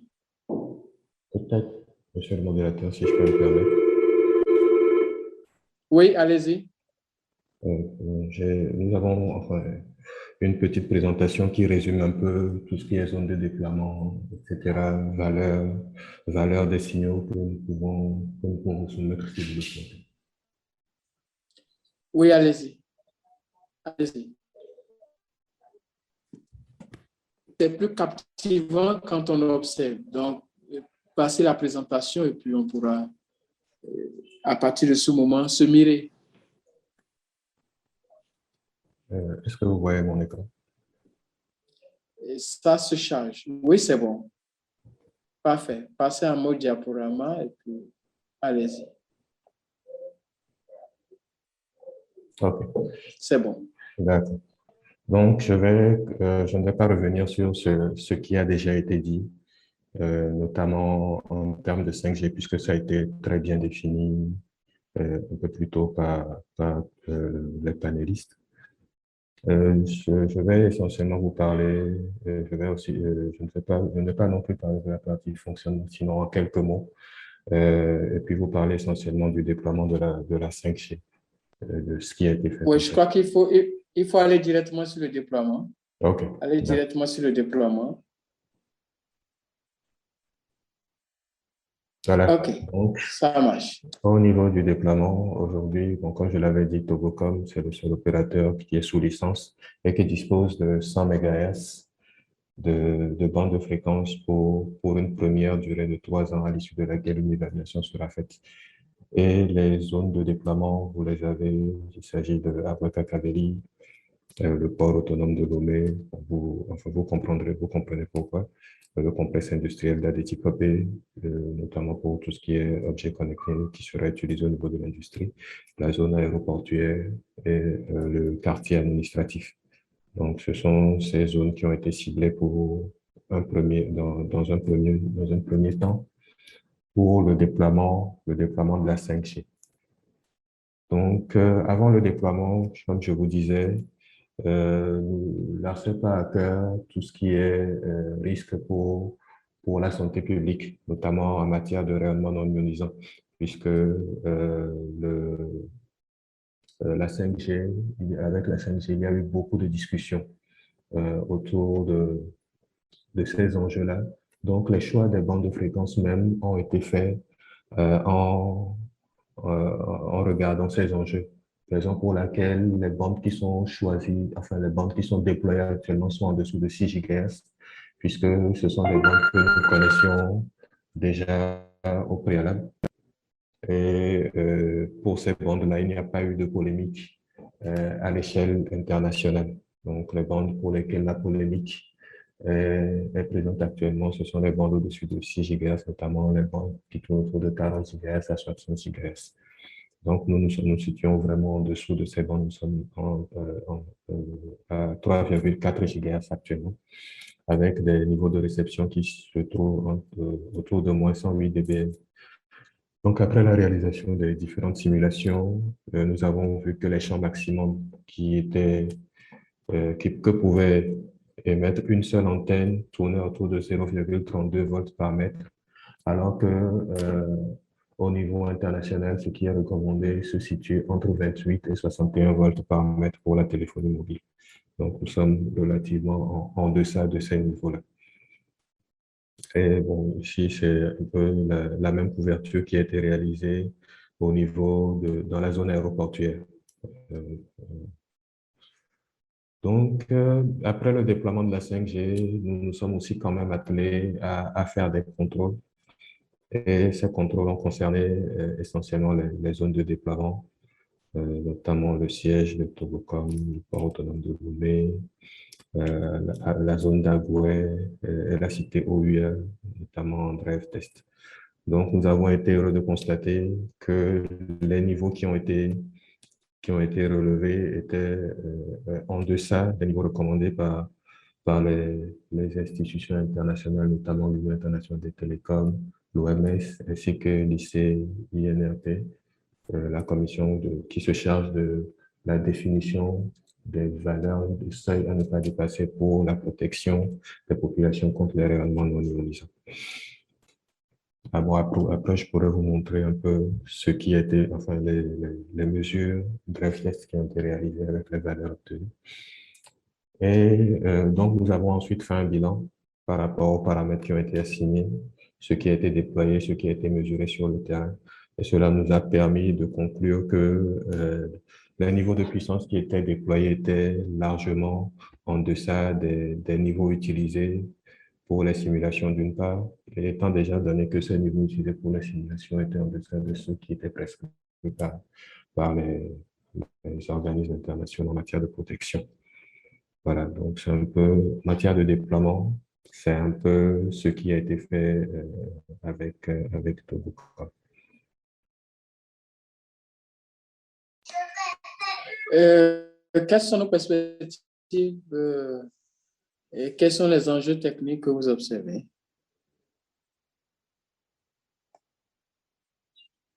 Vous êtes avec nous? Ah, pardon, j'avais mon micro qui était coupé. Excusez-moi. Donc, en termes d'enjeux techniques, je l'avais déjà mentionné un peu plus tôt, il y a encore quelques années, quand nous octroyons nos licences, les licences aux opérateurs, quand l'ARCEP octroyait les licences, les fréquences, les bandes de fréquences qui étaient attribuées à chaque opérateur étaient liées à une technologie. Donc, nous avions la 900 MHz pour la 2G, la 2100 MHz pour la 3G. Mais avec l'évolution de la technologie, on s'est rendu compte que cela n'était plus nécessaire.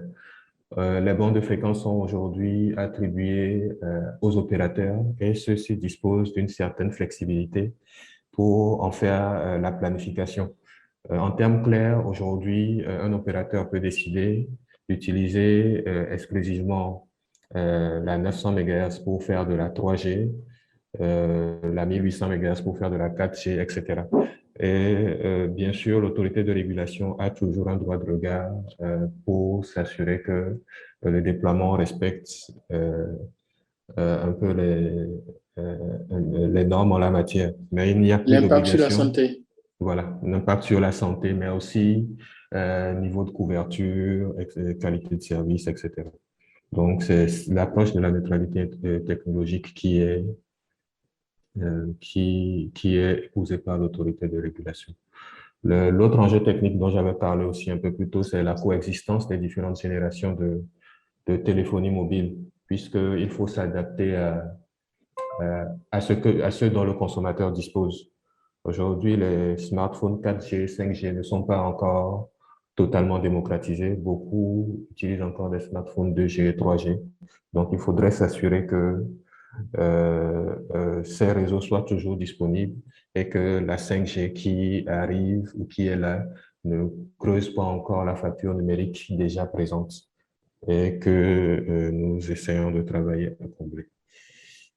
Donc, en termes de perspective... Oui, mais maintenant que nous sommes tous d'accord, monsieur le régulateur, maintenant que nous sommes tous d'accord que la démocratisation n'est pas évidente, n'est pas encore là, la 5G, elle est déjà là, la 6G pointe déjà à l'horizon, et les travaux de laboratoire sont terminés, les normes techniques s'affinent, et l'opérateur qui aujourd'hui a sa licence disponible, la 6G est là et elle bascule directement à la 6G sans autorisation de déclaration préalable ou comment elle fait? Bon, la 6G, je ne pourrais pas vous en parler parce que je ne sais pas encore ce que c'est en termes de service, en termes de débit, etc. Mais par contre, pour en termes de débit, 1 Tera, voilà. Oui, bon, oui, théorique. Bon, mais, ça n'a pas encore été testé. Mais bon. Ce que je veux dire, c'est en termes de 5G, beaucoup de pays l'ont testé. Avant l'octroi de la licence à Togocom, il y a un benchmark qui a été fait pour savoir ce qu'il en était exactement. Et aujourd'hui, l'ARCEP ne voit pas la 5G comme le fournisseur de services Internet exclusif dans les années à venir. La 5G, comme vous l'aurez vu, pour les zones de déploiement qui ont été choisies, c'est essentiellement pour tout ce qui est Internet des objets et tout ce qui est application industrielle. Vous avez parlé de l'agriculture, vous avez vu qu'il y a un site qui a été mis au niveau de la plateforme industrielle d'Adetikopé. Donc, c'est un peu dans cette dynamique que la 5G est actuellement utilisée, notamment à cause du temps de latence très court de cette technologie. Donc, c'est un peu ce qui milite un peu en faveur du choix de ces zones-là. Peut-être après l'évaluation qui sera faite au bout de 3 ans, cela pourra être étendu à toutes les zones.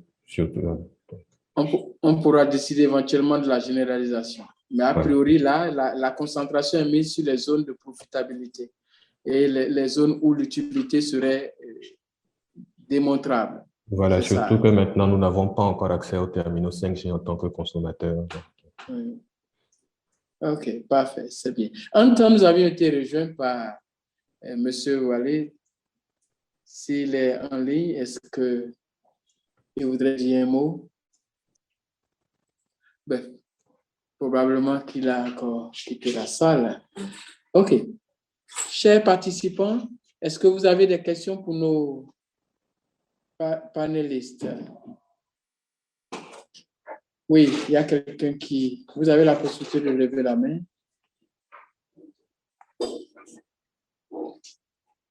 Vous avez la possibilité de lever la main. Vous avez la possibilité de passer aussi vos messages dans le chat.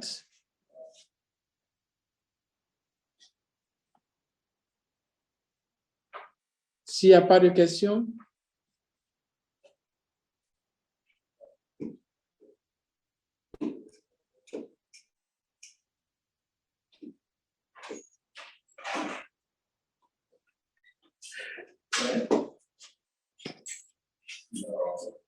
Monsieur le modérateur, il y a des questions dans le chat. Oui, il y a des questions dans le chat. Il y a des questions dans le chat.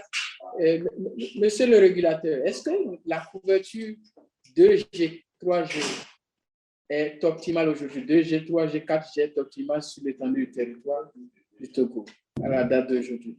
Est-ce que la couverture est optimale? Selon les partons du principe que la 2G est peut-être moins utile pour la grande masse et qu'on se focalise sur le haut débit à partir de la 3G. 3G, 4G, est-ce que ça couvre l'étendue du territoire? Donc, merci beaucoup, monsieur le modérateur. Selon les dernières statistiques officielles qui sont publiées sur le site de l'ARCEP, l'Internet mobile et l'Internet fixe jumelés font à peu près 62% de la couverture de la population. Toutefois, ce sont les chiffres de 2019, nous avons bientôt ceux de 2020-2021. Mais je pense qu'avec le décret concernant le service universel qui a été pris, l'accent n'est pas sur la 2G, non, l'accent est plutôt mis sur la 3G, puisqu'aujourd'hui, on ne peut plus parler de service universel sans parler d'accès à Internet. Donc, c'est un peu... tout le pays n'est pas couvert, c'est sûr, mais on espère que cela pourra se faire assez rapidement. Oui, c'est quoi la planification, monsieur le régulateur? Quelles sont les exigences qui sont présentées aux opérateurs? Quel est le deadline? Est-ce qu'à l'horizon 2022, le territoire sera entièrement couvert par la 3G, tout au moins, à défaut d'avoir la 5G disponible? Je ne pourrais pas vous répondre de tête de but en blanc. Oui, mais si. Oui, c'est vrai. Ce que je pourrais vous dire, c'est... Oui, monsieur le régulateur. Oui. La communauté veut savoir si le régulateur prend pour son compte les engagements du peuple. Le peuple a besoin d'avoir Internet dans le petit recoin du Togo. Est-ce que le régulateur porte cela? Si le régulateur l'a porté, quel est l'horizon temporel de l'observation de ce besoin? Je crois que je fais aussi partie du peuple et j'ai l'habitude de me rendre dans le petit coin que vous désignez aussi. Donc, c'est bien sûr, le régulateur prend en compte cela et je pense qu'il est souhaitable que toutes...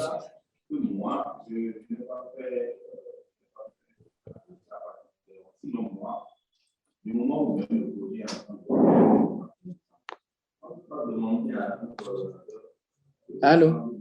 Oui, je ne sais pas, j'entends des voix, c'est pour ça que je me suis arrêté.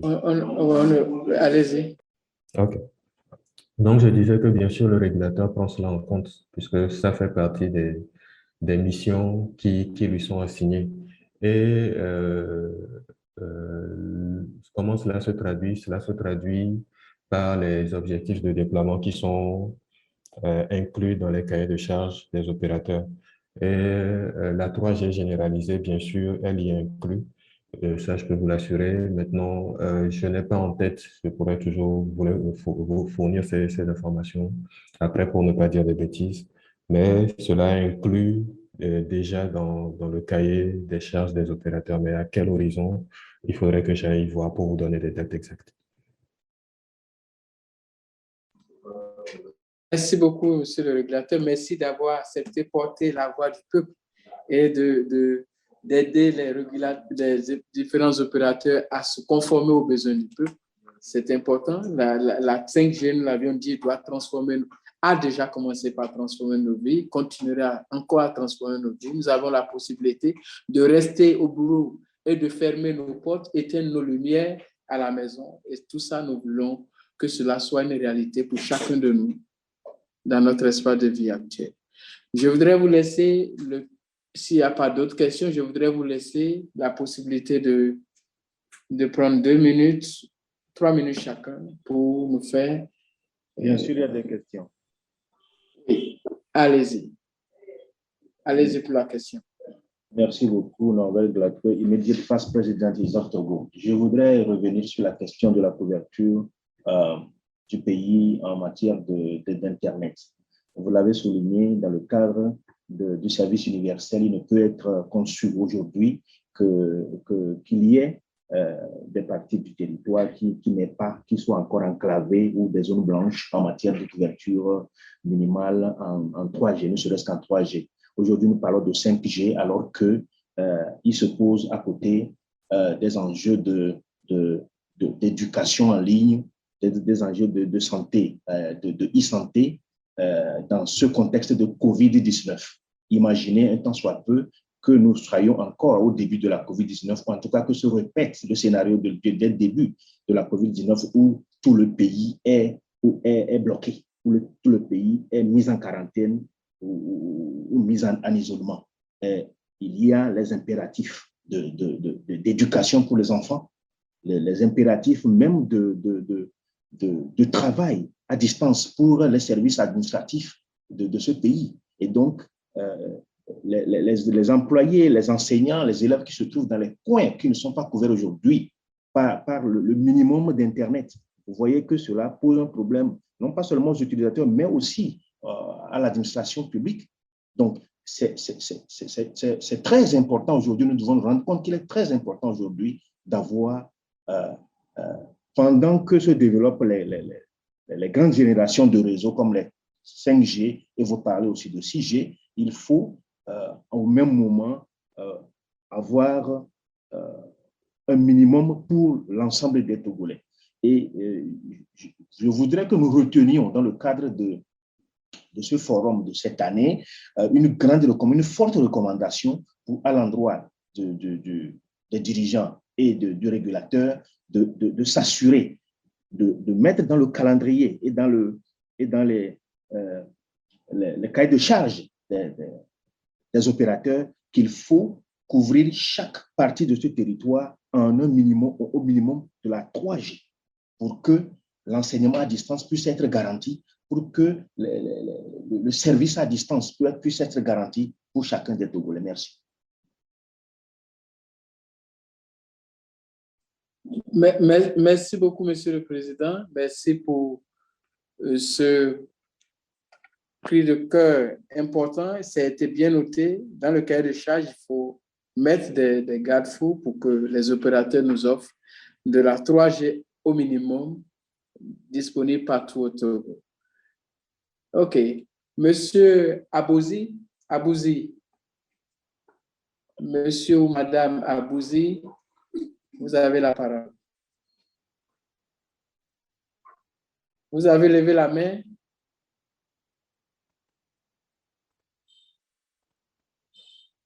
Allô? C'est bon, vous êtes rassuré, vous avez rabaissé, c'est bon? OK. Est-ce qu'il y a d'autres questions? Oui, monsieur Amessinou, docteur Amessinou, toutes mes excuses. Il y a des questions dans le chat. OK.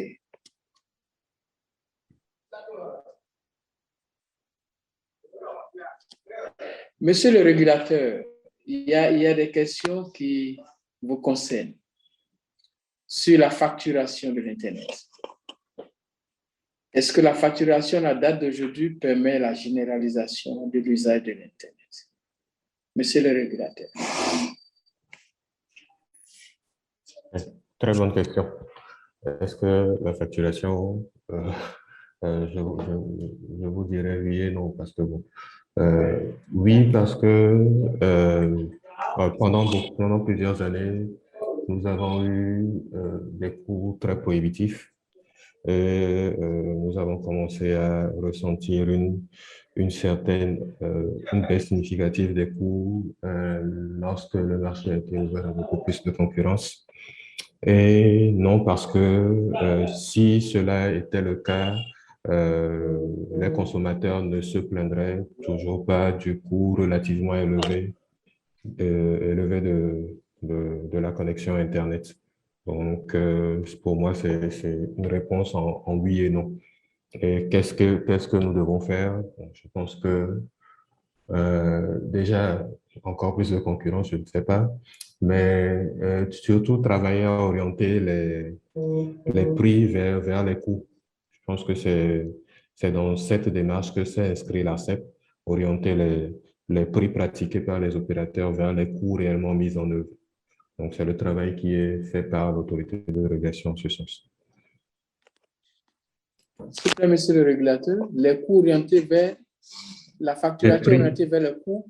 Voilà, les coûts réellement engagés. Les coûts réellement engagés. Moi, j'aurais souhaité que la facturation soit engagée sur la qualité du service offert. La qualité du service offert. S'il engage 10 000, et c'est vrai, il engage 10 000 qui ne viennent pas retirer 10 francs parce qu'il engage 10 000. Non, s'il engage 10 000 et qu'il nous offre une qualité de 5 francs, il nous facturera à 5 francs. Oui, en fait, ça fait aussi partie des coûts engagés puisque ils ont des obligations de qualité de service.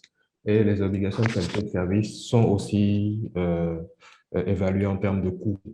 Voilà, donc c'est pour ça que le principe des prix orientés vers les coûts mis en avant est celui que nous avons adopté. Maintenant, si, bien sûr, avec la mise en place de la comptabilité analytique, l'autorité de régulation sera en mesure de savoir exactement si ces coûts ont été vraiment engagés pour la mise en place des réseaux, etc., etc.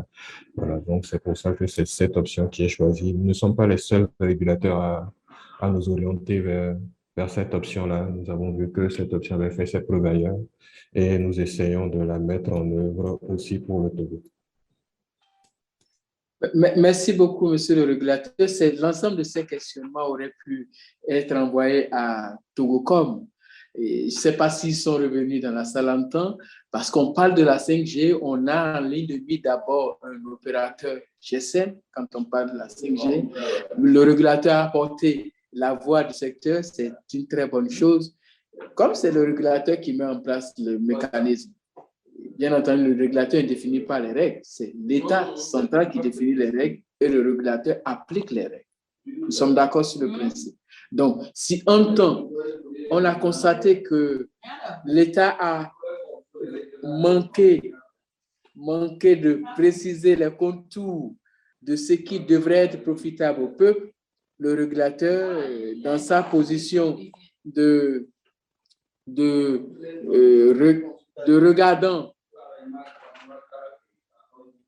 regardant sur tout ce qui est fait au profit du grand public, ne manquera pas de conseiller le gouvernement sur des pistes de loi à prendre pour que Internet soit disponible pour chacun des citoyens togolais sur toute l'étendue du territoire et que cela soit disponible à coût abordable, en mettant en scène la nécessité pour chacun de pouvoir utiliser l'ensemble des outils technologiquement connectables, quel que soit le lieu où on se retrouve au Togo.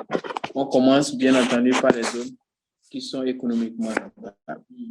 Est-ce que cette ligne de consensus peut être acceptée? Si oui, je vais vous laisser à chacun 2 minutes pour votre mot de synthèse. Je vais commencer par café informatique. 5 minutes maximum. Non, c'est rapide. Merci aux organisateurs de ce forum. Merci, chers panélistes. Merci aux participants.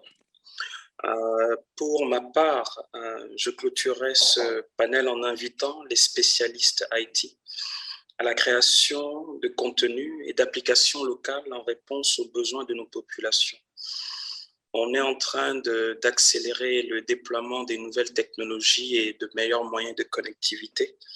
Mais à côté de tout ça, il est important que nous puissions véritablement rapprocher les applications et les besoins IT aux utilisateurs pour améliorer leur quotidien. Donc, pour Café Informatique, à part le déploiement de la fibre et la création de data centers, nous disposons aujourd'hui de plateformes cloud pour permettre aux jeunes développeurs, aux startups qui ont besoin d'hébergement, de besoin de machines virtuelles, de pouvoir développer des applications qui sont hébergées localement et qui peuvent tirer profit de tout ce qui est IT. Donc, sur ce, je dis merci à tout le monde et À très bientôt.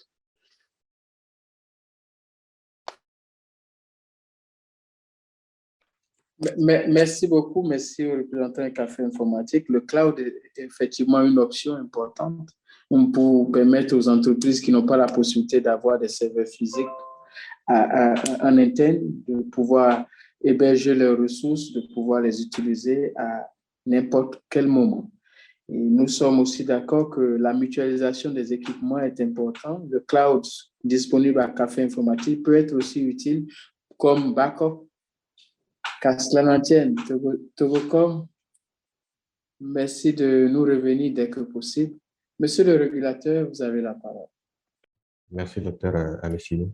Je conclurai le propos à ce forum en remerciant les organisateurs, surtout pour l'approche multipartite qui a été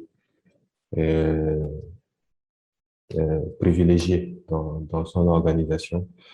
Bien sûr, en tant que régulateur, nous sommes là pour défendre les intérêts des consommateurs, mais aussi mettre à disposition de ceux qui fournissent les services les moyens nécessaires pour qu'ils continuent à le faire. Donc, c'est avec plaisir que nous continuerons à travailler avec toutes les parties prenantes sur les sujets de l'heure, notamment les sujets du thème d'aujourd'hui, la 5G, toutes ses conséquences. Donc, enfin, merci encore et à très bientôt. Merci, monsieur le régulateur. Monsieur Walid, vous avez la parole. Voilà. Oui. Monsieur Walid, vous avez la parole. Merci à tous, merci aux organisateurs, aux participants à ce panel. J'aimerais bien conclure par dire que Togocom vous rassure qu'elle veillera toujours en fait à connecter les populations, que ce soit avec la 3G, 4G et notamment la 5G, toujours en essayant de garder une meilleure qualité des services ainsi qu'une facturation adéquate et accessible. Le challenge, je dirais, majeur, c'est beaucoup plus en fait le taux d'équipement. Maintenant, le taux d'équipement en device compatible 4G, il est aux alentours de 40%. Donc, il faudra qu'on veille beaucoup plus à équiper nos populations avec les nouveaux smartphones, avec les smartphones compatibles 4G et notamment 5G. Ceci dit, Togocom restera toujours à l'écoute de la population, soutient bien sûr le gouvernement, le Togo et encore l'ARCEP pour avancer et pour qu'on fasse du Togo vraiment un hub digital dans la sous-région. Merci encore à vous. Merci à M. Walid. Merci pour cet engagement qui est pris pour faire en sorte que l'Internet de haut et très haut débit soit disponible partout au Togo. C'est important. Merci aussi d'avoir noté que les devices doivent pouvoir être compatibles avec les nouvelles générations de technologies que nous voulons utiliser. Donc, nous encourageons fortement l'administration à pouvoir démocratiser l'accès aux devices. Pourquoi pas détaxer l'accès aux équipements 4G, 5G serait une option. Et détaxer pour les entreprises de télécommunications, mais aussi pour les utilisateurs finaux, les différents téléphones compatibles 5G, les différents téléphones compatibles 4G. Il faut évoluer avec la technologie, mais en gardant à l'esprit que cette technologie 5G apporte aussi de la vulnérabilité que nous devons prendre en compte. Les enjeux sécuritaires sont de plus en plus importants avec la 5G. La 5G est avant tout un enjeu de stratégie, une stratégie qui n'épargne aucun pays. Nous devons faire en sorte que nos choix technologiques tiennent compte de nos réalités, notre capacité à avancer dans le Conseil des Nations. La technologie pour la technologie n'est pas utile pour nous. Elle doit pouvoir être utile en mettant en œuvre l'agenda 2030 des Nations Unies et l'agenda 2063 de l'Union africaine pour chacun des citoyens de l'espace Togo. Ce qui est bon pour nous, c'est que nous avons l'assurance que le régulateur est à l'écoute et que chaque pas qui est posé par le régulateur l'est fait au profit du consommateur final. Nos opérateurs ont pris l'engagement. Nous aurons l'occasion, d'ici une année, de faire le point Et voici le coût d'accès Internet avec l'évolution de la technologie est devenu plus abordable pour chacun.